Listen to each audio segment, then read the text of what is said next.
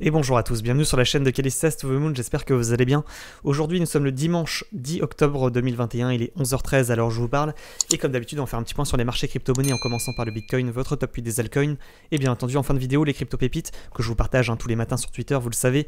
Et maintenant on fait le point en vidéo YouTube tous les jours, tout simplement. On débute avec cette magnifique crypto-pépite d'hier, je vous avais parlé du data lors de la vidéo ainsi que sur Twitter. Et vous le voyez, en moins d'une journée, le data a pris 75%. Donc ça c'est validé, bien entendu. On passe aux crypto-pépites suivantes, bien entendu. Et puis je vous rappelle que ce contenu n'est pas un conseil en investissement. Faites attention à votre argent. Vous risquez des pertes financières et vous êtes les seuls responsables, bien entendu, si vous prenez des positions sur ces crypto-monnaies extrêmement volatiles. Pour poursuivre, je vous rappelle que les likes sont fortement appréciés. N'oubliez pas de liker la vidéo, ça fait extrêmement plaisir. Et puis pour tous les nouveaux, je vous rappelle que vous avez des liens affiliés en description, Binance et Bybit. Et en passant par ces liens affiliés, vous avez moins 10% sur vos frais d'échange lorsque vous achetez et vendez des crypto-monnaies, tout simplement.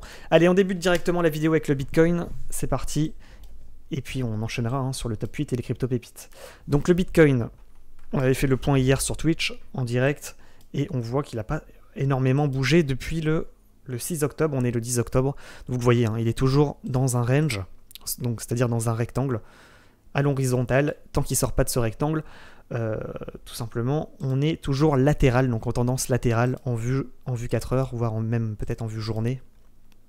Oui, même en vue journée. Donc la sortie de ce range, je le répète, définira la direction suivante pour le Bitcoin. Donc c'est-à-dire que s'il casse les 53 800 $ par le bas, ça sera un signal de vente. Par contre, s'il casse les 55 730 par le haut, ça sera un signal d'achat. Vous le voyez ici, on a également des bandes de Bollinger assez resserrées, donc à un moment donné, ça va finir par péter, que ce soit par le haut ou par le bas, mais quand ça va péter, ça va faire mal. Voilà, vous êtes au courant.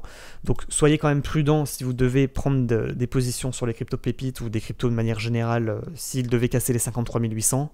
Il y a fort à parier que s'il devait casser, il perdrait le Bitcoin 4 à 5% assez rapidement et que potentiellement il pourrait nous entraîner l'ensemble des altcoins à la baisse, tout simplement. Donc attention à cette situation catastrophe. Soyons prudents quand même. Par contre, s'il devait casser par le haut, les 55 740, ce serait un excellent signal d'achat. Il pourrait pump jusqu'aux 60 000 $. Et donc, pour le coup, tout partirait à la hausse. Là, je vois que pour le moment, si vous voulez, on m'avait parlé déjà d'un triple top sur Twitch hier. Je suis assez d'accord, triple top, attention, même peut-être quadruple top. Donc si cassure par le bas, on casse la ligne de coup, c'est le drop assuré. Donc attention. Maintenant, il fait également des feintes, vous le voyez ici. Ce matin, il a fait une feinte de cassure par le haut, donc c'était potentiellement un signal d'achat. Et on voit qu'en fait, c'était tout simplement une fausse cassure. Cassure, on repasse en dessous du niveau. Réintégration du rectangle, invalidation de cassure par le haut. Donc là, vous le voyez, tous ceux qui se sont fait piéger sont en train de revendre. Et tous ceux qui veulent parier en short, c'est-à-dire sur la baisse des cours, parce que je vous le rappelle, dans le trading crypto-monnaie, on peut parier sur la baisse des cours. Je vous mets d'ailleurs toujours en description une vidéo formation sur Binance Future. Je vous explique comment parier sur la baisse des cours. Ça, les débutants ne le savent pas, mais vous pouvez parier effectivement sur le crash des crypto-monnaies. Et là, vous le voyez, quand il y a fausse cassure, on réintègre. Tous ceux qui avaient parié sur la hausse revendent, donc du coup ça fait baisser le cours. Pareil, ceux qui veulent parier sur la baisse des cours, eux ils en profitent et ils parient également sur la baisse. Donc ça amplifie le mouvement baissier et c'est pour ça qu'on a des gros chandeliers de baisse et que là tout part dans le rouge directement. Donc là l'objectif du coup ce serait à peu près les 54 400 $ pour ceux qui parient en short sur ce type de trade. Et ensuite, bien entendu, l'objectif final ce serait le bas de range ici à 53 800, voire si on prend les mèches pour pas se faire piéger les 53 600 $. Donc voilà, ça peut effectivement nous faire également une fausse cassure baissière. Fausse cassure, on réintègre, on clôture en 4 heures à 53 800, 53 600, invalidation de cassure et on repart par le haut. Parce que je vous le rappelle, quand on fait des cassures par le haut, des fausses cassures, on réintègre, le mouvement est assez puissant et parfois il arrive même à casser le bas de range. Et de la même manière, si on fait une feinte de cassure du bas de range et qu'on réintègre le range ensuite, le mouvement est encore d'autant plus explosif pour partir à la hausse. Donc attention également à ce scénario qui est également possible et qui se voit régulièrement sur les marchés crypto-monnaies. Voilà, donc je vous rappelle que le Bitcoin, c'est lui qui décide à la fin. Bien entendu, c'est lui qu'il faut surveiller. Vous le voyez, si on prend un peu de recul et qu'on regarde en vue journée, on voit qu'on a cassé une sorte de tasse avec anse, ligne de coup qui était située à peu près à 50 000 $. Cassure, on casse le dernier plus haut à 52 800 $, c'était le niveau que je vous avais donné. On la pump, là on commence un petit peu à latéraliser. L'objectif minimum, normalement, ce serait quand même la TH, hein, à 65 000 $. Maintenant, il y arrivera pas forcément en 2-3 jours, hein. C'est une figure chartiste en vue jour, donc ça peut prendre bien entendu une semaine ou une semaine et demie. Après, c'est le marché, il veut se retourner, il se retournera également, hein, bien entendu. Mais là, on voit que globalement, c'est vraiment ces deux niveaux qui maintiennent le cours. Ça sera la sortie, je le répète, entre les 53 800, si on casse par le bas, signal de vente. Si on casse par le haut, 55 720, ça sera un signal d'achat. Par contre, si on regarde en vue jour, effectivement, voire en vue semaine, on est sur la bande haute de Bollinger, on essaie de la transpercer pour pump, pour aller chercher la TH, voire les 60 000 $. Pour le moment, on n'y arrive pas. L'invalidation, je vous le rappelle, hein, de cette cassure par le haut, si on repasse en dessous des 51 800 $. Donc potentiellement on pourrait casser par le bas, aller chercher les 51 800 $, invalider la cassure de la résistance que l'on voyait en vue semaine, et là ça sera un signal de vente.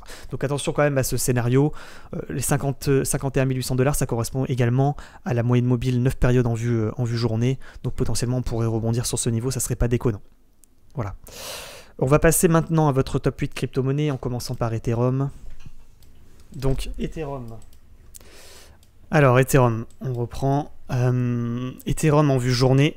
Donc en vue journée, on a exactement la même figure chartiste que le Bitcoin, sauf que, à la différence près que on n'a pas encore cassé les lignes de coup de la tasse avec anse. Le niveau à surveiller, ce serait celui-là. On va se le tracer. Tac, juste ici. Donc ce serait les 3950 $. On voit que globalement, pour le moment, on est toujours au milieu de la anse, de la tasse. On fait une sorte de double bottom. Et finalement, on voit que la ligne de coup, elle se situe à peu près ici, hein. Donc on a une grosse zone de résistance quand on regarde en vue jour entre ces deux niveaux. Donc entre 3590 et les 3615 $. Si on arrive à break cette zone de résistance, potentiellement, on pourrait aller chercher le haut de la tasse, donc c'est-à-dire l'objectif de la ligne de coup à 3952 $. Donc et une fois qu'on aura atteint ce niveau, si on le break, effectivement, là, ce sera un excellent signal d'achat. Mais il faudra parier quand même que ce niveau sert de résistance et qu'on n'arrive pas à le casser d'une seule traite, après avoir cassé la ligne de coup du double bottom ici. Donc attention quand même à ce scénario, on verra ce qu'il va faire, hein, bien entendu. Maintenant, quand on regarde en 4 heures, sur Ethereum, on voit qu'on n'a toujours pas cassé la ligne de tendance haussière, mais que si on devait la casser, potentiellement, ce serait un gros signal de vente. Donc attention quand même à ce scénario également. Le niveau à ne pas casser, ça serait à peu près celui-là, les 3500 $. En plus, c'est un seuil psychologique.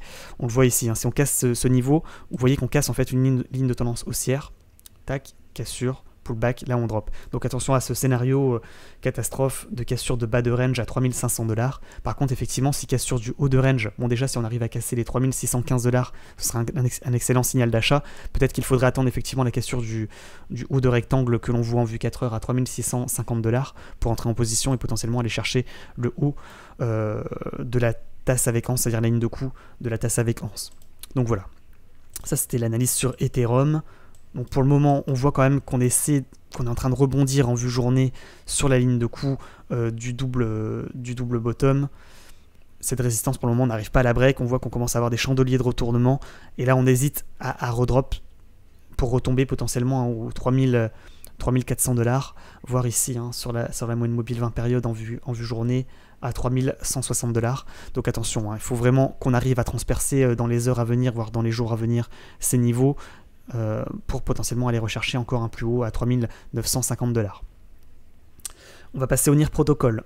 Donc le NIR Protocol, on était dans un canal descendant, on a tenté une cassure, on a réintégré. Pour le moment, ça sent pas trop bon quand même, il faut le dire.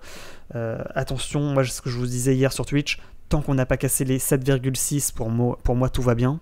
Par contre, si on casse les 7,6, ça correspond à une cassure du dernier plus bas. Là, ça sera un signal de vente. Potentiellement, on pourrait retomber à 6,4.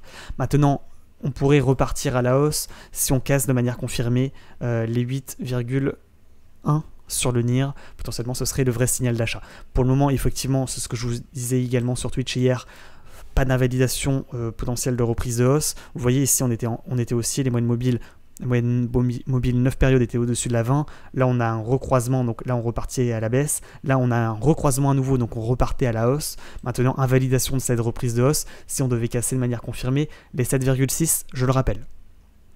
Donc pour le moment, on hésite à repartir, à casser la moyenne mobile 20 périodes, c'est-à-dire la base, la ligne centrale des bandes de Bollinger ici.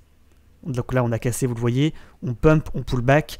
Ce serait peut-être une cassure pullback pour mieux repartir et aller chercher la bande haute de Bollinger, mais à l'inverse, si on repasse en dessous de cette ligne à 7,6, ça serait un signal de vente. On pourrait rechercher la ligne basse de bande de Bollinger à 6,4. Voilà, l'indicateur des bandes de Bollinger nous dit exactement la même chose que ce que je viens de vous dire au niveau des tracés chartistes, parce qu'effectivement, si on casse les 7,6, ça correspond à une réintégration du canal descendant, et auquel cas, l'objectif, c'est le milieu de canal descendant, et également, vous le voyez ici, le haut du range précédent que l'on suivait, 6,2 à peu près. Donc voilà, par contre, si on casse le range par le haut à 8,1, ça correspond à une nouvelle tentative de cassure du canal par le haut, ainsi qu'il faudrait peut-être confirmer en attendant la cassure des 8,3 pour vraiment confirmer la reprise de hausse, pour aller chercher finalement la résistance à 9,2. Voilà, tout simplement pour venir protocole. On va passer au Matic. Matic en vue journée... le Matic en vue journée, on voit qu'on est... Alors il me manque une moyenne mobile. Tac. Vous voyez, on est baissier, c'est un peu comme sur toutes les cryptos. Hein. Haussier baissier, là on a un recroisement, donc c'est un peu comme sur le NIR. Potentiellement on repart à la hausse, c'est ça que ça voudrait dire en vue journée. On voit que pour le moment on est dans une sorte de canal ascendant en vue 4 heures. Même si le haut de canal n'a pas été forcément tout à fait touché, il aurait dû atteindre les 1,5, ce qu'il n'a pas fait. En fait, ce qu'il a fait, c'est qu'il a rebondi sur un niveau de cours ici, sur une résistance. Et on voit que globalement, en vue 4 heures, donc on est en bas de canal, on va chercher le haut de canal, bas de canal, pratiquement le haut de canal. On est haussier, mais c'est pas non plus la panacée. On voit que sur la cassure quand même du haut de range, enfin de la résistance importante ici, on a eu des gros volumes. Donc ça, c'est un élément intéressant. On a pump, et maintenant on est globalement plutôt baissier. On retombe pour potentiellement rebondir à nouveau sur ce niveau.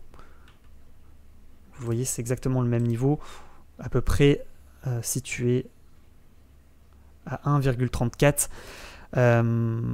En vue 1 heure, vous voyez, on a cassé une ligne de tendance, enfin on a tenté de casser une ligne de tendance baissière. Enfin on l'a cassé d'ailleurs. On a cassé pullback. Si on repasse pas en dessous des 1,33, potentiellement on pourrait, ça serait une cassure pullback pour aller chercher l'objectif. Donc le milieu de canal à 1,41. Par contre si on repasse en dessous des 1,33, ça voudrait dire que c'est une cassure pullback, fausse cassure du coup, réintégration de la ligne de tendance baissière, et on repart à la baisse pour aller chercher le bas de canal, à peu près à 1,3. Enfin du coup le bon niveau pardon, c'est les 1,333, et l'objectif si on réintègre, c'est les 1,3. Voilà. Maintenant sur Matic, peut-être en vue semaine on a plus d'informations. Pas vraiment, en vue semaine on voit qu'on était dans une sorte de... Il y a deux niveaux importants en vue semaine. C'est ceux-là. Si on casse les 1,326, on réintègre le range. Potentiellement, on pourrait retomber en milieu de range à 1,29,1, voire en bas de range ici à 1,256. Voilà. Et tant qu'on casse pas, j'ai envie de dire, les 1,256, globalement, tout va bien parce que ça voudrait dire qu'on est toujours au-dessus de la moyenne mobile 20 périodes en vue journée. Maintenant, il ne faudrait pas s'étonner si ça devait arriver. Là, si on retombe en dessous du bas de range ici à 1,32,6, on pourrait retomber de 5%. Donc attention quand même à ce scénario. On voit également qu'on a également des supports à peu près ici, qui pourrait soutenir le cours à 1,228. Mais quand même, il faut quand même le dire, si on casse déjà les 1,3, ça voudrait dire qu'on casse le canal ascendant par le bas, signal de vente, on risque de retomber ici à 1,228, voire sur le niveau de support d'après à 1,15. Pour le moment, on voit qu'on essaie de rebondir sur le haut de range pour aller rechercher potentiellement le milieu de canal à nouveau. On va passer maintenant au ADA Cardano. ADA Cardano, on est toujours dans une sorte d'énorme canal ascendant en vue journée. On voit qu'en vue journée également, voire en vue 4 heures, on est dans un triangle symétrique, qu'on va chercher le bas de triangle, le haut de triangle, le bas de triangle, le haut de triangle, et ainsi de suite. Et pour le moment, on est un peu dans le flou artistique entre le haut, enfin en plein milieu du triangle. Donc finalement, il faudrait être patient. Je vous rappelle que la sortie du triangle définira la direction du cours. Donc si on casse le triangle par le bas, signal de vente, on va rechercher le bas de triangle. Si on casse le triangle par le haut, signal d'achat, on va chercher le haut de triangle. Tout simplement. Donc, pas d'autres informations sur ADA Cardano. On est, vous le voyez, dans une sorte de de latéralisation du cours. Potentiellement, effectivement, on pourrait aller chercher le bas de triangle à peu près situé à 1,2 et le haut de triangle à 2,33. On va passer au VeChain. Là, on voit qu'on est également, quand on regarde en vue jour, sur le milieu de canal, en fait, le gros canal ascendant. Donc là, on essaie tout simplement de rebondir en milieu de canal pour aller rechercher à nouveau le haut de canal. Mais on voit qu'on, potentiellement, si on casse le triangle par le bas, ça voudrait dire qu'on n'arrive pas à rebondir sur le milieu de canal et on pourrait aller chercher le bas de canal. Donc attention quand même à ce scénario, d'autant qu'on casserait une ligne de tendance haussière plutôt long terme hein, que l'on suit depuis juillet. Donc si on devait casser ce niveau, ça serait pas trop bon, ça serait un gros signal de vente pour aller rechercher les 1,94 environ. Alors le VeChain, donc là le ADA, le VeChain, putain ça ressemble hein, quand même. Ça se ressemble, on voit qu'on était en haut de canal, on va chercher presque le bas de canal. On rebondit, on va chercher à nouveau le milieu de canal. Là on hésite finalement à casser le milieu de canal pour aller rechercher des résistances un peu plus hautes, situées à 0,128. Il y en a une ici également à 0,1396. Et puis après la résistance finale, à peu près à 0,154. Là on voit qu'en vue journée, en vue 4 heures, pardon, on suit une ligne de tendance haussière qu'on n'a pas cassée. C'est un peu comme sur le Bitcoin depuis le 29 septembre. Là, on a latéralisé. Je vous avais donné l'information suivante hier. Hein. Si ça cassait le haut de range par le haut, pardon, c'est un signal d'achat. Si ça cassait les 0,116 signal d'achat, ça a pump. Là, on est retombé directement. On hésite à réintégrer le range. Donc attention, potentiellement, bon niveau d'entrée ici à 0,1154. Ça serait un rebond sur ligne de tendance haussière pour mieux repartir et aller chercher encore un nouveau plus haut.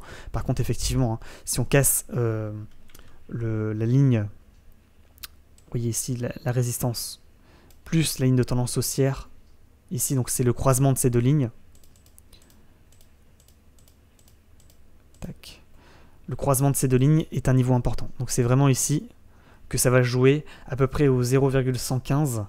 Si on casse les 0,0115, voire les 0,1153, ça serait un signal de vente. Potentiellement on pourrait retomber ici à 0,195, voire ici à 0,158. Attention à cette possibilité, parce que les cassures de ligne de tendance haussière en vue 4 heures, en général, ça fait pas de cadeau, donc attention. Par contre, effectivement, hein, si ça rebondit, ce serait un bon signal, un bon niveau d'achat pour essayer potentiellement d'aller rechercher le dernier plus haut ici à 0,121, voire la résistance suivante à 0,128. On va passer maintenant au BNB. BNB, on voit qu'on est en vue journée dans une sorte de triangle qui est en formation. Donc potentiellement ça pourrait être un triangle symétrique de creux. Donc mouvement entrant haussier, ensuite baissier, ensuite haussier. Là si on casse le range par le bas, signal de vente potentiellement pour aller rechercher le bas de triangle. Et ainsi de suite, à un moment donné, il va falloir sortir du triangle une nouvelle fois. Si cassure par le haut, signal d'achat. Si cassure par le bas, signal de vente. Sur BNB en vue 4 heures, on voit que vraiment on est latéral et que potentiellement le bas de range, niveau à surveiller, est situé à peu près aux 413 $. Si on casse ce niveau, signal de vente, pouf, on risque de crash pour aller rechercher le milieu de triangle à 383, voire le bas de triangle à 343. Par contre, si on casse le triangle, enfin le range pardon, par le haut à 442, ça serait une cassure du range par le haut ainsi qu'une cassure de la ligne de tendance baissière. Donc un excellent signal d'achat pour pump et aller chercher potentiellement les 505 $ sur BNB. Donc pour le moment, on hésite à soit casser par le haut, soit casser par le bas. Ça sera la sortie une nouvelle fois de ce range qui définira le mouvement suivant. Le EGLD. EGLD qui était potentiellement en crypto-pépite, quand on regarde, c'est un peu comme sur l'Ethereum et le Bitcoin finalement. Si ça serait, en fait, c'est une tasse avec Hans qui est en train de nous former le EGLD en vue jour. C'est ce que je vous avais donné comme information sur Twitter. Potentiellement, si on casse les 280 $, ce serait un excellent signal d'achat sur BNB pour Pump to the Moon et aller chercher l'objectif de la tasse avec Hans qui est à plus 40% bien entendu. Par contre, effectivement, en vue jour, on voit que pour le moment, ça peut prendre plusieurs jours, bien entendu, c'est une figure en vue jour. Hein.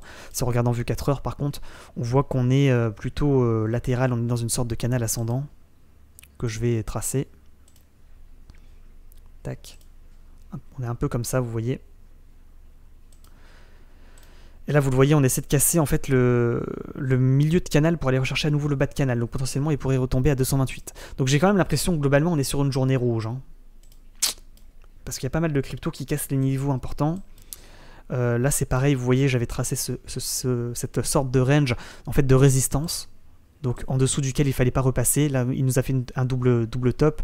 On casse le dernier plus bas. Donc c'est un signal de vente potentiellement sur le EGLD pour retomber. Hein. Donc attention à ce niveau. Ouais, on casse la moyenne mobile 20 périodes en vue 4 heures. Il faut absolument repasser au-dessus des 254$ pour potentiellement repartir à la hausse sur EGLD et aller tenter la cassure de la ligne de coup de la tasse avec anse à 280$. Pour le moment, il y a plutôt des signaux de vente. On pourrait retomber sur le support ici à 249$. Niveau d'après à 239, et puis niveau final à 228$. Et puis bien entendu, si on casse le canal par le haut, signal de vente, pouf, on risque de retomber à 200$, voire le plus bas à 171$.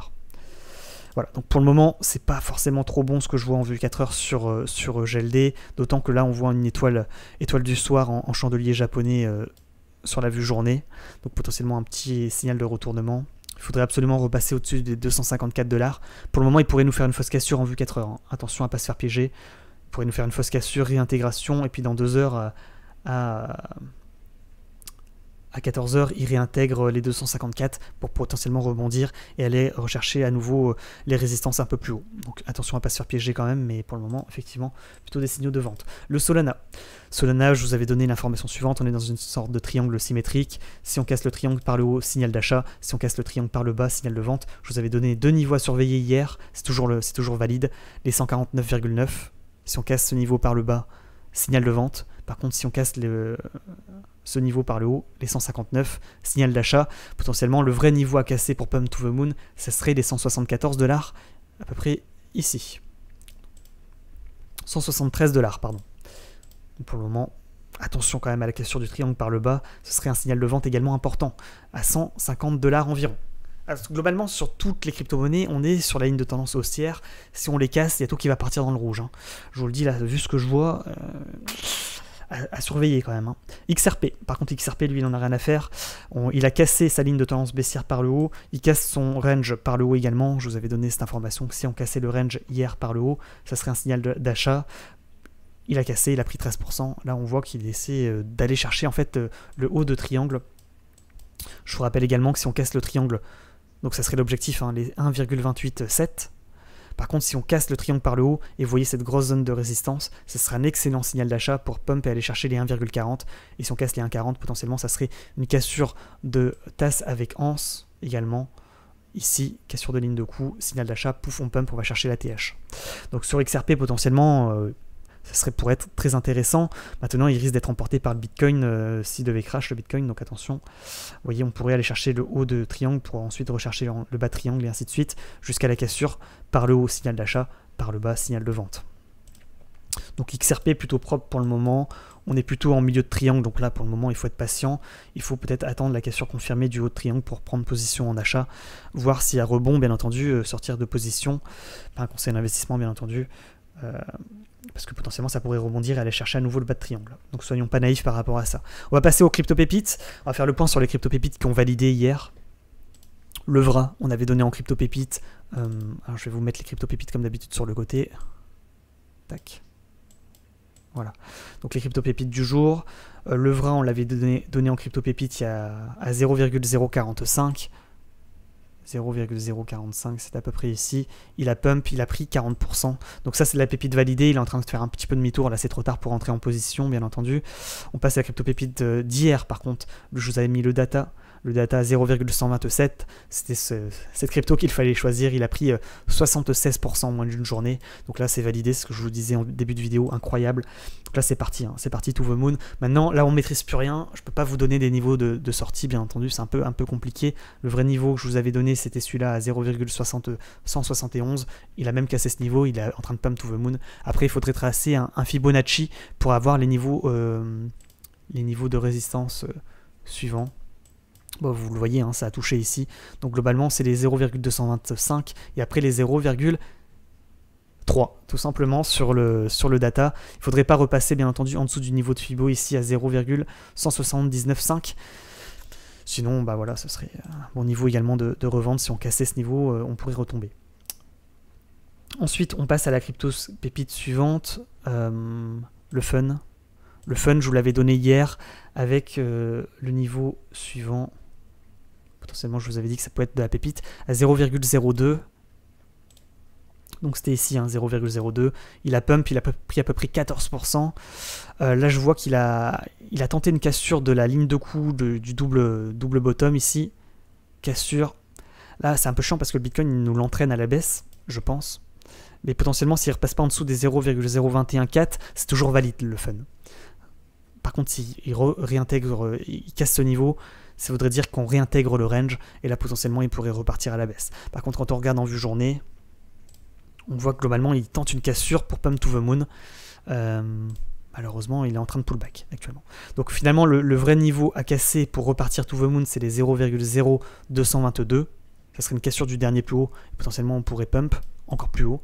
Maintenant, si on réintègre le range et on repasse en dessous des 0,2139, ce sera un signal de vente. Potentiellement, on pourrait réintégrer le range et rechercher le milieu de range à 0,196, voire le bas de range à 0,0175. Et du coup, ce serait une fausse cassure du haut de range et une invalidation du pump. Mais potentiellement, le fun, ça reste pour moi de la crypto pépite potentielle. En vue journée, il y a toujours, l'espoir est encore permis à ce stade. Je vous ai également parlé du IOTA.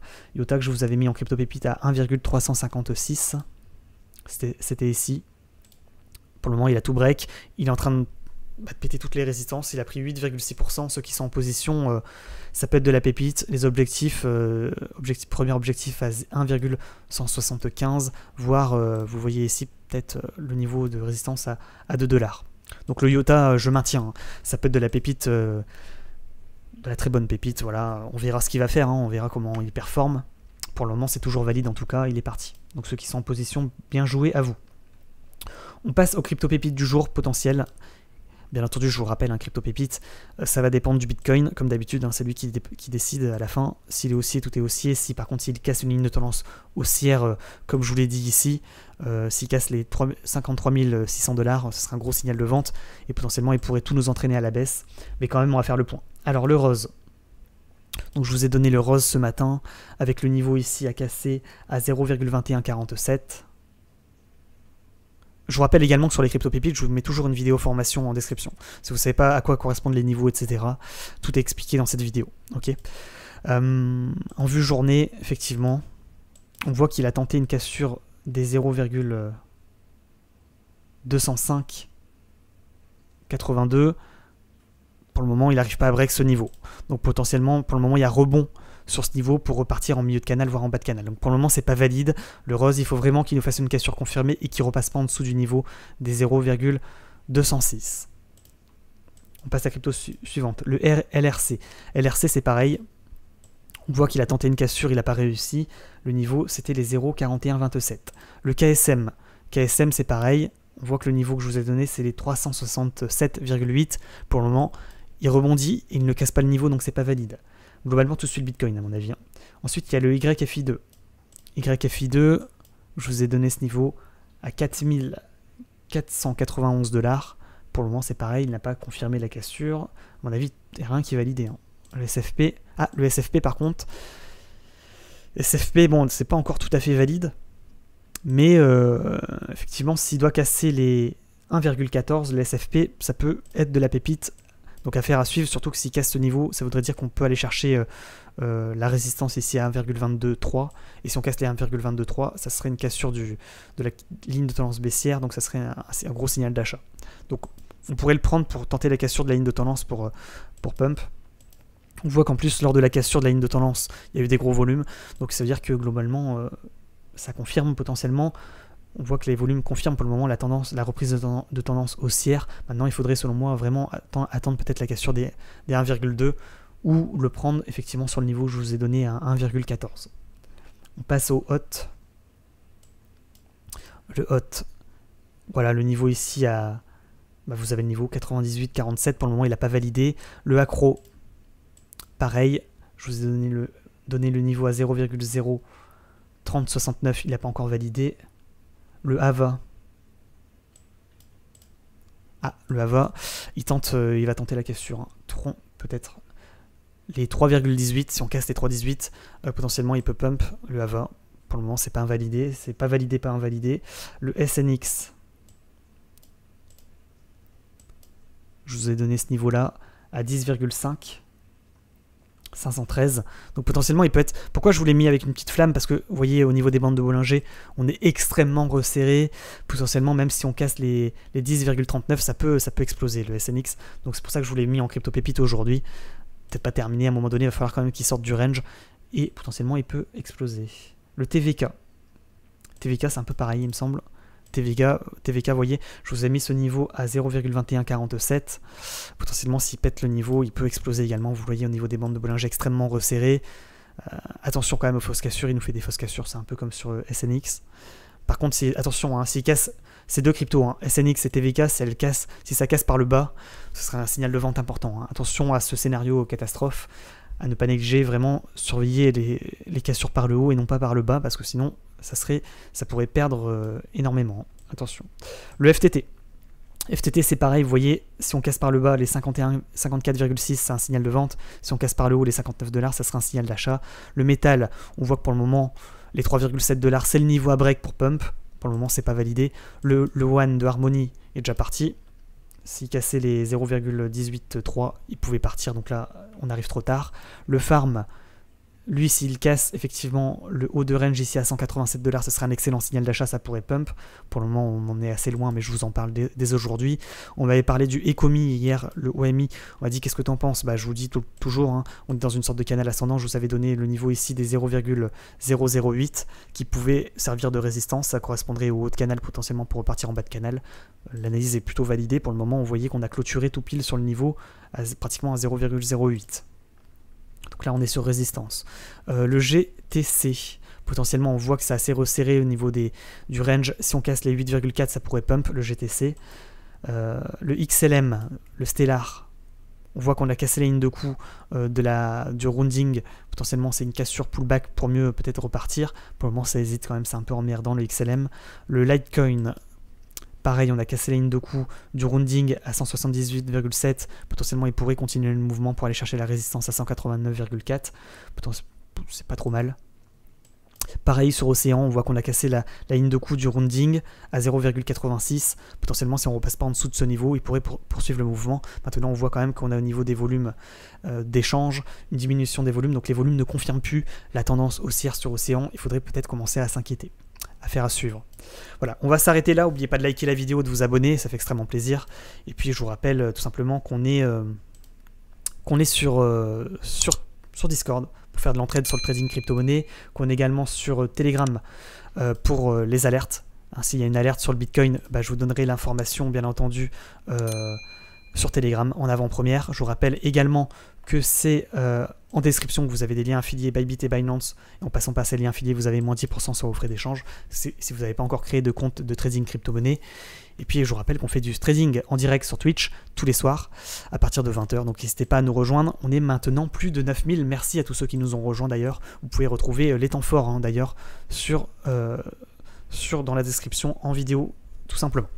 On va s'arrêter là, bonne journée à tous, bon dimanche à tous, on se retrouve demain pour une nouvelle vidéo YouTube et ce soir sur Twitch pour du trading en direct. Ciao ciao, à demain et à ce soir.